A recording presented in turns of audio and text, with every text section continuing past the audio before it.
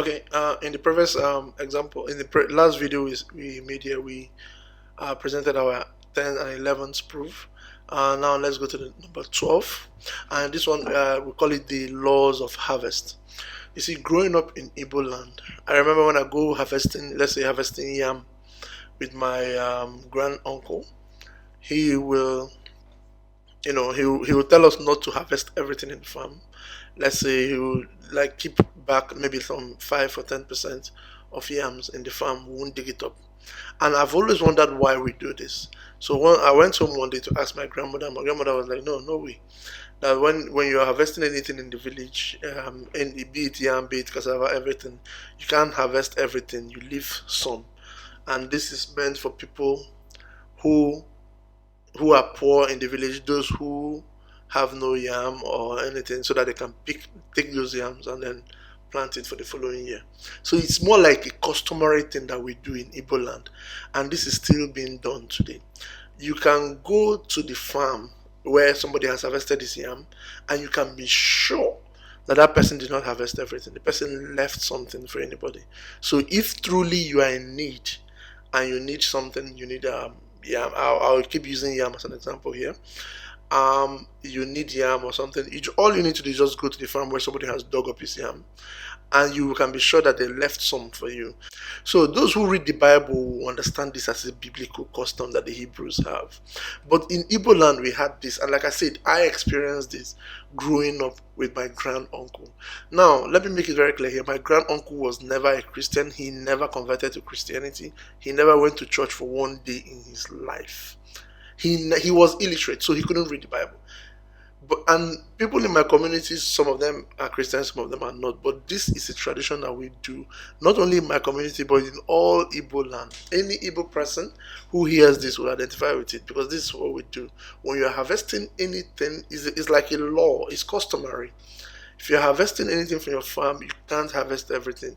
You leave some, so that those who don't have it can go there and get it and keep it and plant it for the next planting season. Like I said, if you read the Bible, you understand this as a biblical command. The Most High commanded us to do this, and we've been doing it in Igbo land. This is one of the customs that we do in Igbo land, and it's something that the Hebrews do. Now, let me take you to the Bible so that we'll see where this is done. If you read Leviticus chapter 19, verse 9, if you also read Leviticus chapter 23, verse 22, and Deuteronomy chapter 24, verse 21, the Most High commanded the children of Jacob not to harvest every last drop that they have in the farm.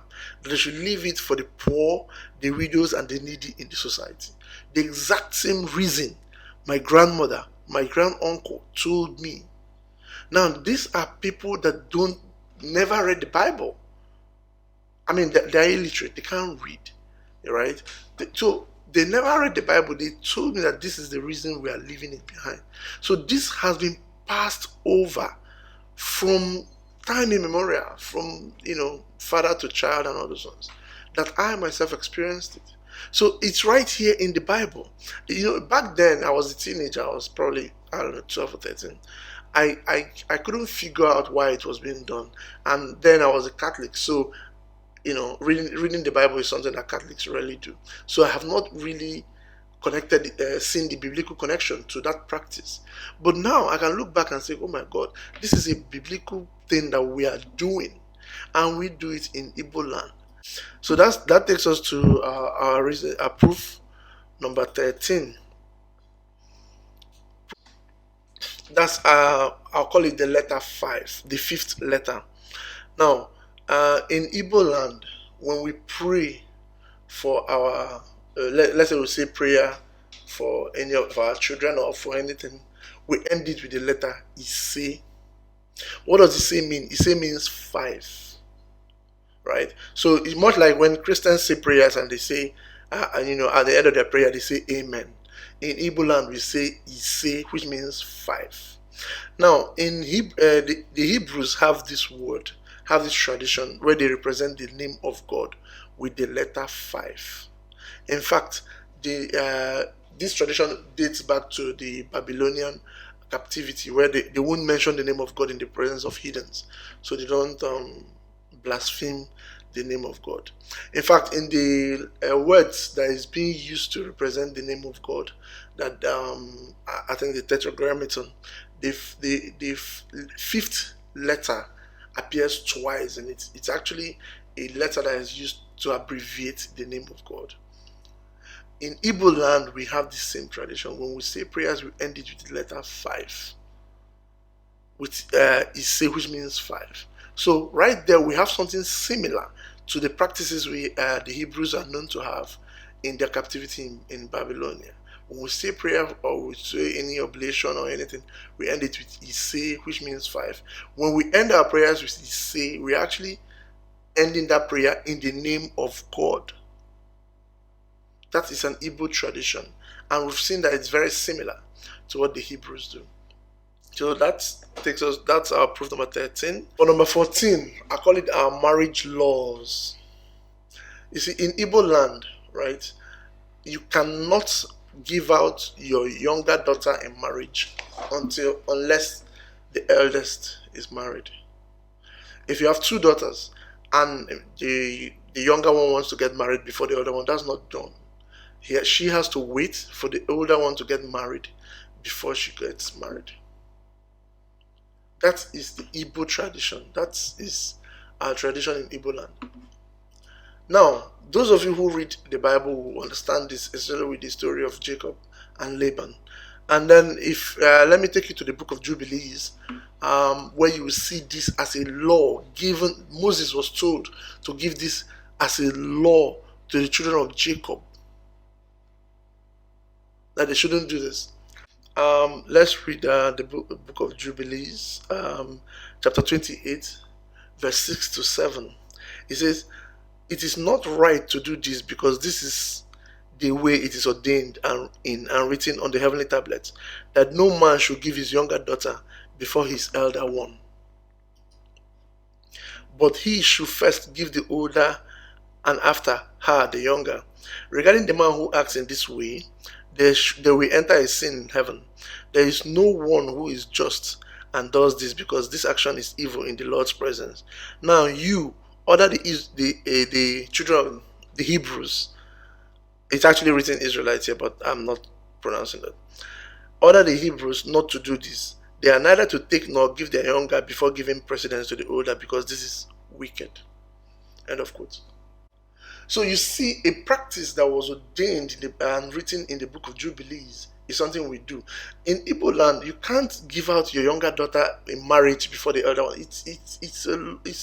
I know a family where the man wanted to marry the younger daughter, and he was told to wait for the older one to get married. And when he waited and waited, and the older one didn't get married, I think he waited for about a year or 2, the older one didn't get married, and he was told to marry both of them, and he did. He married both of them. You see, there is no crime against marrying 2 sisters. The only reason where you shouldn't, according to the Bible, and I'm talking about Deuteronomy chapter 14 right here. If you read the book of Deuteronomy chapter 14, it's not a crime marrying 2 sisters. It's not, actually. The only time it's a crime is if you have, maybe you marry one sister and you go and marry the other one so that to make your first wife jealous. That then it's a crime and it's a sin. But if you marry 2 sisters, there's really no crime. Unfortunately, we are putting things that we shouldn't put in the Bible. We are bringing in man's law and putting it in the Bible. There is really no crime in doing that. You see? So, and this is a tradition we have in Igbo land. Even for males, if you have a younger brother that wants to get married before the elder brother, it's heavily frowned upon. In fact, the younger brother will be encouraged to help the elder brother get married first before he gets married. It's not a law. Some people do it. But the younger brother will be encouraged to help the elder brother, whatever is keeping the elder brother from getting married, he will be encouraged to help him solve that problem before he himself gets married. This is Igbo tradition. It's still being done to this very day. It's still being done. Right? It's only when the elder ones say outrightly, "I'm not getting married," then the younger ones can go and get married. But for women, it's a law. It's against the rule. You can't give out your younger daughter in marriage and your elder one is still there.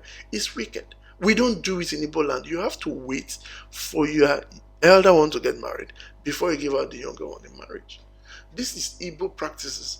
And as we've seen here, it's a command given to the children of Jacob in the book of Jubilees. Moses was told clearly in the book of Jubilees, like I said, Jubilees chapter 28, he was told clearly not to let the Hebrews do this.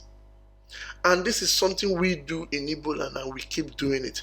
So that's our proof number 14. And like I said, it's endless, the amount of proof we have here. But we'll just keep this presentation within limits. We'll just give you what we can give you here. And in subsequent presentations, we'll be giving you the same proof as you know. So for it, the point we want to make here, we want to prove beyond any reasonable doubt to whoever is listening to this presentation that the Igbo people in southeastern Nigeria are the real Hebrews of the Bible. We are the real Hebrews of the Bible.